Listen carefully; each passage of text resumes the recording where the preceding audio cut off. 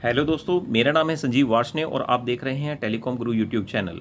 और आज का जो हमारा वीडियो है ये ESSL की K90 Pro मशीन्स में हम कैसे अपनी फिंगर को रजिस्टर करते हैं, कैसे हम उसमें कार्ड रजिस्टर करते हैं, कार्ड मीन्स RFID कार्ड कैसे रजिस्टर करते हैं, और कैसे हम डिलीट करते हैं और कैसे हम उसको एडिट कर सकते हैं।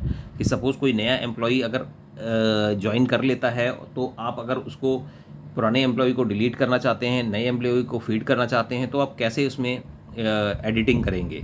तो इस वीडियो में लास्ट तक बने रहिएगा जिससे कि आपको ये कंप्लीट प्रोसेस पता चल सके। तो लेट्स स्टार्ट द वीडियो। तो यहाँ पर क्या है कि हमने एक मशीन लगाया हुआ है, जैसे आपके सामने K90 Pro ESSL की आइडेंटिक्स ब्रांड की मशीन है। तो सबसे पहले हम इसमें एक किसी आईडी पे आपको एक फिंगर रजिस्टर करके दिखाते हैं। तो देखिए, सबसे पहले यहाँ पर मेनू का बटन प्रेस करना है। तो मेनू प्रेस करते ही आपको यहाँ पर ऑप्शंस आ जाएंगे, वेरियस ऑप्शंस, जैसे कि स्क्रीन में आप देख रहे हैं कि यहाँ पर आपको यूज़र मैनेजमेंट का ऑप्शन आता है सबसे पहले। तो आप यहाँ पर ओके करेंगे और ओके करने के बाद न्यू यूज़र, आप नए यूज़र हैं, आपको अपना रजिस्ट्रेशन करना है, तो आप यहाँ पर फिर ओके का बटन प्रेस करेंगे। और ओके का बटन प्रेस करने के बाद ऑप्शन आता है यूज़र आईडी। सबसे पहले है यूज़र आईडी।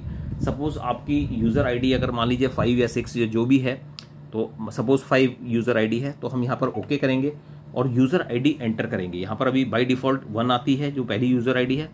आप 5 हमने प्रेस किया, देन हमने ओके प्रेस किया, और ओके प्रेस करने के बाद आप नेक्स्ट आप जंप करके आप यहाँ पर आ जाएंगे फिंगरप्रिंट में। फिंगरप्रिंट में आने के लिए फिर आप यहाँ पर जो है फिंगर को रजिस्टर करेंगे 3 टाइम्स।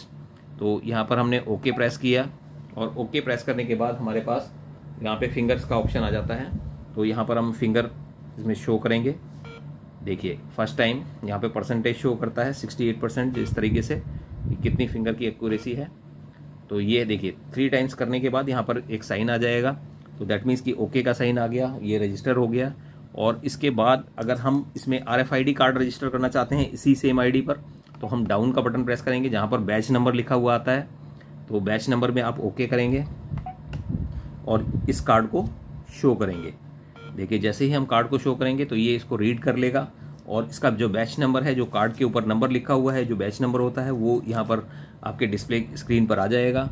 उसके बाद हम चाहें तो पासवर्ड भी सेट कर सकते हैं और चाहें तो हम एस्केप प्रेस करके बाहर निकल सकते हैं। तो एस्केप प्रेस करके हम बाहर निकल गए। अब अगर हम इस कार्ड को शो करते हैं, देखिए, तो ये यहाँ पर थैंक यू आ गया। तो दैट मीन्स कि ये कार्ड रजिस्टर हो चुका है।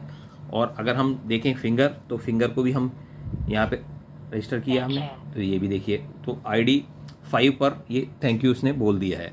अब सपोज़ कि कोई अगर पर्सन या एम्प्लॉई आपको छोड़ के चला जाता है या कोई दूसरा एम्प्लॉई आ जाता है और आप उसी सेम यूज़र ID पर किसी दूसरे एम्प्लॉई को रजिस्टर करना चाहते हैं, तो आपको क्या करना है। तो इसमें हमें सेम यूज़र ID, जिसे मेनू हमने प्रेस किया और ओके आप प्रेस करेंगे, यूज़र मैनेजमेंट में जाएंगे, ओके प्रेस करेंगे। फिर यहाँ पर ऑप्शन आता है ऑल यूज़र। तो आप यहाँ पर ऑल यूज़र में जाएंगे और ऑल यूज़र में जाने के बाद आप यहाँ पर ओके करेंगे। तो यहाँ पर आपको एग्जिस्टिंग यूज़र्स इसमें नज़र आएंगे। जो भी आपके यहाँ पर एग्जिस्टिंग यूज़र्स हैं वो आपको यहाँ पर सारे डिस्प्ले हो जाएंगे। तो यहाँ पर जैसे 5 नंबर यूज़र्स हैं, तो यहाँ पर हमें इसको एडिट करना है। तो आप यहाँ पर ओके प्रेस करेंगे और इसमें 2 ऑप्शन आते हैं। अगर आप इस यूज़र को कम्प्लीटली डिलीट करना चाहते हैं तो आप डिलीट ऑप्शन को सिलेक्ट कर सकते हैं, अदरवाइज़ आप एडिट ऑप्शन में जा सकते हैं। चलिए हम एडिट ऑप्शन में चलते हैं। तो हमने एडिट ऑप्शन प्रेस किया। अब उसमें एडिट आप क्या करना चाहते हैं, आप यूज़र ID एडिट करना चाहते हैं, नेम एडिट करना चाहते हैं, या यूज़र का रोल मीन्स एडमिन है या फिर नॉर्मल यूज़र है उसको चेंज करना चाहते हैं। हम सपोज़ फिंगरप्रिंट चेंज करना चाहते हैं, मीन्स क्योंकि नया यूज़र आ चुका है तो उसका फिंगरप्रिंट डिफरेंट होगा।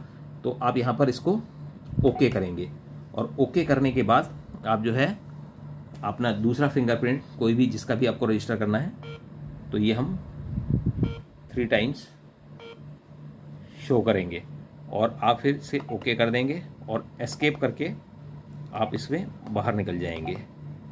और बाहर निकलने के बाद फिर हम चेक करके देखेंगे अपनी दूसरी फिंगर कि भाई ये वर्क कर रही है नहीं कर रही है। देखिए, तो ये फिंगर यहाँ पर वर्क कर रही है। तो इस तरीके से आप कोई भी दूसरी फिंगर उसमें रजिस्टर कर सकते हैं इन प्लेस ऑफ, और चाहें तो हम पूरा कंप्लीट डिलीट करके और फिर डिलीट करने के बाद भी दोबारा हम नई तरीके से उसमें रजिस्ट्रेशन कर सकते हैं। तो इस तरीके से आप जो है किसी भी फिंगर को, किसी भी पर्सन को रजिस्टर कर सकते हैं, किसी भी पर्सन को डिलीट कर सकते हैं और किसी भी पर्सन को आप एडिट कर सकते हैं। तो अगर आपको हमारा ये वीडियो पसंद आया हो तो आप हमारे वीडियो को लाइक कीजिएगा, चैनल को सब्सक्राइब कीजिएगा and press the bell icon. Thank you.